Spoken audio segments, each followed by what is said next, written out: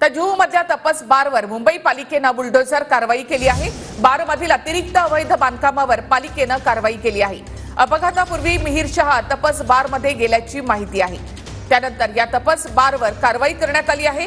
अनधिकृत बांधकाम बुलडोझर लावून असं पाडण्यात आलेलं आहे। पुण्यामधल्या हिट अँड रन प्रकरणानंतर अनधिकृत बार आणि पबवर अशाच प्रकारे बुलडोझर फिरवला जातोय। आता मुंबईतही हॉटेल तपसवर अशी कारवाई करण्यात आली आहे। तपस बारवर बुलडोझर कारवाई प्रकरण काय?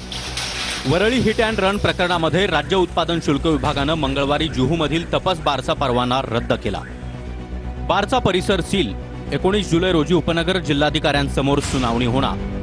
परवानगी नसलेल्या भागामध्ये मद्यपान विक्री केल्यानं कारवाई करण्यात आली आहे। मिहिर शहाचं वय 25 वर्ष नसतानाही हार्ड ड्रिंक दिलं गेलं। विस्की, रम, वोडका यांसारखे मद्य 25 वर्षांपेक्षा अधिक वय असलेल्यांनाच देता येऊ शकतं। आणि आता मुंबई महापालिकेकडून तपस बारवर तोडक कारवाई करण्यात आली आहे।